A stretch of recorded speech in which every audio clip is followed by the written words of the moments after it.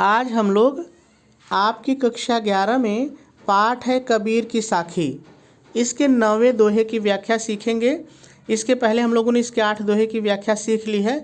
बहुत ही सरल है, यदि आप थोड़ा सा भी ध्यान देंगे तो व्याख्या बहुत आसानी से आपके समझ में आ जाएगी, कहीं कुछ भी कठिन नहीं है। सबसे पहले हम लोग इस दोहे में जितने भी शब्द आए हैं उन सभी शब्दों के सरल अर्थ देख लेते हैं, फिर व्याख्या करते हैं। लंबा, ये अपने आप में सरल है तो इसको नहीं बदलना है। मार्ग माने मार्ग या रास्ता, मार्ग माने मार्ग या रास्ता। दूर माने दूर, दूर माने दूर। घर, आप समझ रहे हैं सरल है, ऐसे ही रहेगा। विकट माने होता है भयानक या भयंकर, भयानक या भयंकर, ठीक है, जो आपको अच्छा लगे एक ले लीजिए। पंथ माने रास्ता, पंथ माने रास्ता। बहु माने बहुत या बहुत सी या बहुत सारी, जैसा वाक्य में बैठे ना वैसा आप बदल के बैठा लीजिए, ठीक है, कोई दिक्कत नहीं है। मार माने होता है विघ्न बाधाएं, लेकिन यहाँ पे थोड़ा सा आपको पूरा कैसे लिखना पड़ेगा, आपको लिखना पड़ेगा सांसारिक मोह माया और विषय वासना रूपी विघ्न बाधाएं, ठीक है। कहो मतलब कहिए या बताइए। संतों माने संतों या संत जनों। क्यों माने किस प्रकार, क्यों माने किस प्रकार। पाइए मतलब पाएंगे या पाओगे, जैसा वाक्य कहे, ठीक है। दुर्लभ माने कठिनाई से प्राप्त होने वाला, दुर्लभ माने कठिनाई या कठिनता से प्राप्त होने वाला। हरि माने ईश्वर या भगवान या परमात्मा, जो आपको अच्छा लगे ले लीजिए। दीदार माने होता है दर्शन, दीदार माने दर्शन। तो सभी शब्दों के सरल अर्थ हम लोगों ने देख लिए। अब हम लोगों को इसकी व्याख्या करनी है, लेकिन व्याख्या से पहले थोड़ा सा हम लोग संदर्भ और प्रसंग की बात कर लेते हैं, फिर व्याख्या करते हैं। तो देखिए, यदि हम संदर्भ की बात करें तो किसी भी कविता में जितने भी पद्यांश होते हैं सभी के लिए एक ही संदर्भ होता है। तो यदि कबीर की साखी के दोहे की बात करें तो इसमें जितने भी दोहे हैं सभी का संदर्भ एक ही होगा, ठीक है। और मैंने आपको पहले दूसरे तीसरे कई दोहे में इसके संदर्भ को बता दिया है, तो आप प्ले लिस्ट पर जा कर के संदर्भ देख सकते हैं।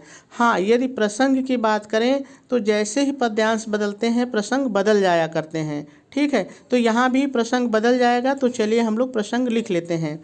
आप प्रसंग हेडिंग डालेंगे, डैश डालेंगे और डैश डाल करके लिखेंगे, प्रस्तुत दोहे में संत कबीर दास जी ने प्रभु के मिलने के रास्ते में आने वाली कठिनाइयों का बहुत ही सुंदर वर्णन किया है, और आपका प्रसंग पूरा हो जाएगा। चलिए अब व्याख्या की बात करते हैं। आप व्याख्या हेडिंग डालेंगे, डैश डालेंगे और शुरू में थोड़ा सा आपको अपनी तरफ से जोड़ के लिखना पड़ेगा। आप अपनी तरफ से क्या जोड़ के लिखेंगे, ध्यान से सुनिए। प्रस्तुत दोहे में कबीर दास जी कहते हैं प्रभु प्राप्ति का यह, अब आ जाइए दोहे पर। प्रभु प्राप्ति का यह रास्ता बहुत लंबा है और प्रभु का घर बहुत दूर है।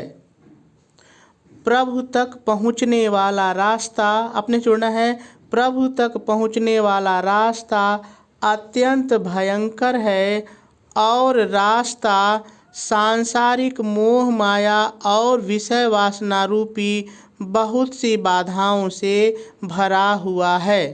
पूर्ण विराम लगाएंगे और आगे लिखेंगे, ऐसी स्थिति में हे संतजनों बताओ प्रभु का कठिनाई से प्राप्त होने वाला दर्शन किस तरह से प्राप्त होगा।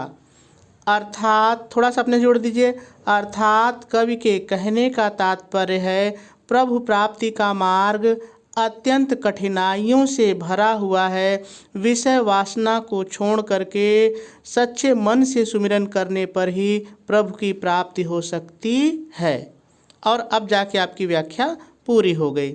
चलिए अब काव्य सौंदर्य देख लेते हैं।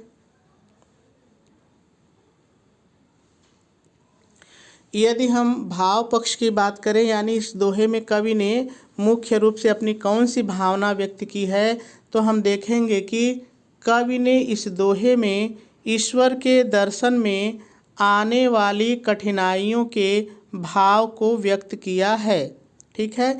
यदि इस दोहे में रस की बात करें तो शांत रस है, भाषा की बात करें तो सधुक्कड़ी है, शैली की बात करें तो मुक्तक है, छंद दोहा है। आपको पता है इस दोहे में जो गुण है वो प्रसाद है। इस दोहे में शब्द शक्ति लक्षणा है और अलंकार इसमें रूपक अतिशयोक्ति अलंकार है। ठीक है। तो मेरे ख्याल से बात आपको समझ में आ गई।